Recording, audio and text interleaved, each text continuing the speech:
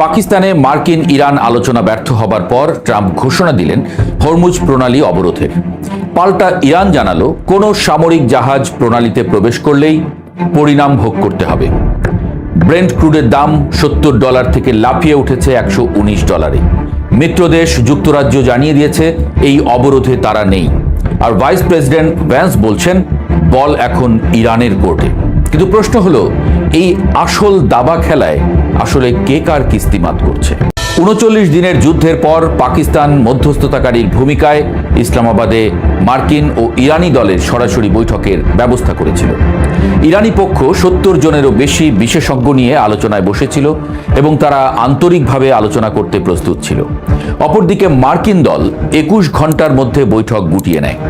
সাবেক মার্কিন কূটনীতিক রব ম্যালি এই প্রসঙ্গে বলেন, ইরান যে দাবি আগেই প্রত্যাখ্যান করেছিল তা পুনরাবৃত্তি করতে ২১ ঘন্টাও বেশি, কিন্তু সত্যিকারের আলোচনার জন্য তা ছিল অপ্রতুল।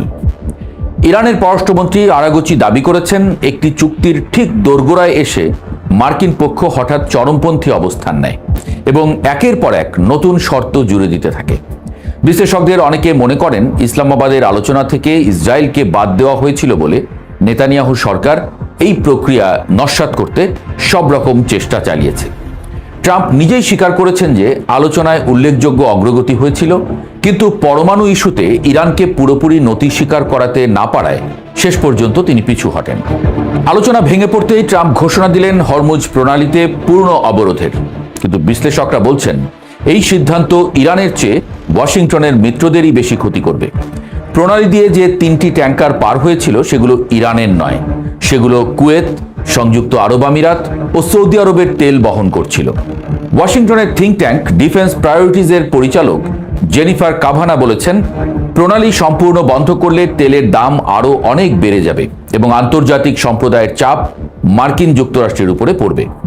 সমুদ্রপথে বিশ্বের তেল রপ্তানির প্রায় 1/4 এবং বৈশ্বিক তরলীকৃত প্রাকৃতিক গ্যাস সরবরাহের প্রায় 1/5 এই প্রণালী দিয়ে পরিবাহিত হয়। ইরান ফেব্রুয়ারির শেষ থেকে প্রণালী কার্যত বন্ধ করে রেখেছে। জনস হপকিন্স বিশ্ববিদ্যালয়ের অধ্যাপক ভালি নাসর বলছেন, ইরানের জন্য এই অবরোধ মোটেও মাথা ব্যথার কারণ নয়, উল্টো এটি বৈশ্বিক অর্থনীতির উপরে ইরানের শ্বাসরোধী দখলকে আরও দীর্ঘায়িত করবে এবং ইরান চাইলে বাবেল মানদেবও বন্ধ করে লোহিত সাগরের বাণিজ্য পথ আটকে দিতে পারে। এদিকে যুক্তরাজ্য স্পষ্ট জানিয়ে দিয়েছে, ইরানি বন্দর অবরোধে ট্রাম্পের সামরিক পদক্ষেপে ব্রিটিশ নৌবাহিনী অংশ নেবে না।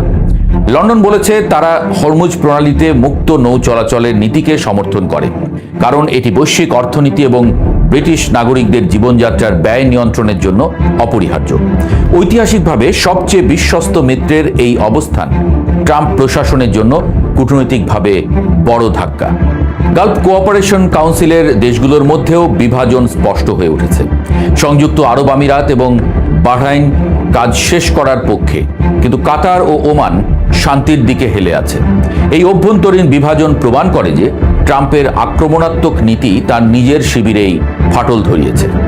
এদিকে ৩৯ দিনের বোমা বর্ষণের পরও ইরান নাকি আরও শক্তিশালী, বিশ্লেষকরা অন্তত তাই বলছেন। মার্কিন গোয়েন্দা মূল্যায়ন বলছে ১৩,০০০-এরও বেশি হামলার পরও ইরানের কাছে এখনও অর্ধেক রকেট লঞ্চার এবং ড্রোন অবশিষ্ট আছে এবং ভূগর্ভস্থ লঞ্চার থেকে হাজার হাজার ক্ষেপণাস্ত্র নিক্ষেপের সক্ষমতা রয়েছে। হরমুজের নিয়ন্ত্রণ নিতে হলে মার্কিন বাহিনীকে পারস্য উপসাগরের ৩টি ইরানি দ্বীপ দখল করতে হবে এবং সেখানে অবস্থান ধরে রাখা হবে আরও কঠিন কাজ। এর মধ্যে সবচেয়ে উদ্বেগজনক খবর এলো চীনের দিক থেকে। মার্কিন গোয়েন্দা সংস্থাগুলো জানাচ্ছে, চীন ইরানের নতুন বিমান প্রতিরক্ষা ব্যবস্থা পাঠানোর প্রস্তুতি নিচ্ছে, যা শুধু মৌখিক সমর্থন নয়, বাস্তব সামরিক সহায়তার ইঙ্গিত দেয়।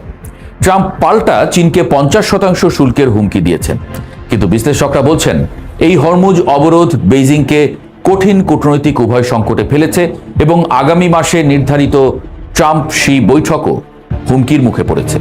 আলোচনা ব্যর্থ হলেও মার্কিন ভাইস প্রেসিডেন্ট জেডি ভ্যান্স পুরোপুরি দরজা বন্ধ করেননি। ফক্স নিউজকে দেওয়া সাক্ষাৎকারে ভ্যান্স বলেছেন, ইরানের সঙ্গে চলমান আলোচনায় উল্লেখযোগ্য অগ্রগতি হয়েছে, তবে পরবর্তী পদক্ষেপ নির্ভর করছে তেহরানের উপর।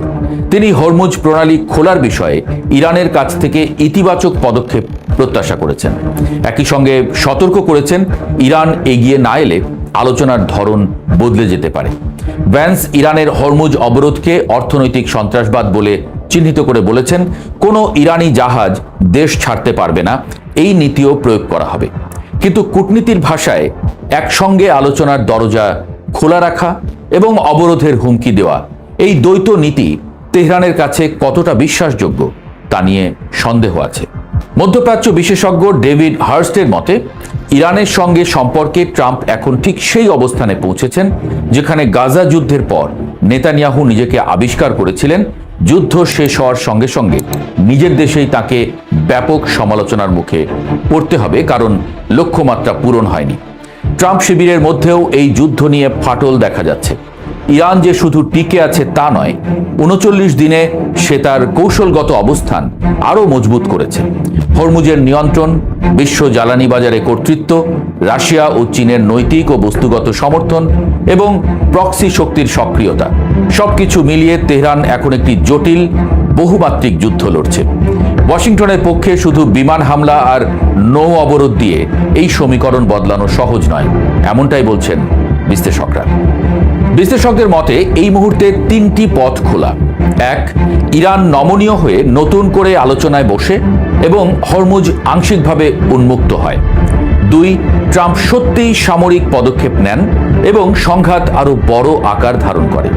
3, উভয় পক্ষ বর্তমান অচলাবস্থায় আটকে থাকে এবং বিশ্ব অর্থনীতি ক্রমশ চাপে পড়তে থাকে। বিশ্লেষকদের অধিকাংশই তৃতীয় পথটিকেই সবচেয়ে সম্ভাব্য বলে মনে করছেন, অন্তত আপাতত। আর এই অচলাবস্থায় সবচেয়ে লাভবান হচ্ছে ইরান। প্রতিটি দিন যায়, প্রতিটি ব্যর্থ আলোচনায়, প্রতিটি বাতিল হুমকিতে তেহরানের দর কষাকষির শক্তি বাড়ে, আর ট্রাম্পের কাছে থাকা বিকল্পের সংখ্যা কমতে থাকে। দাবা বোর্ডে এখন যে চাল চলছে তাতে কিস্তিমাতের ঝুঁকি কার বেশি, ওয়াশিংটনই সেই প্রশ্নের জবাব দিতে পারছে না।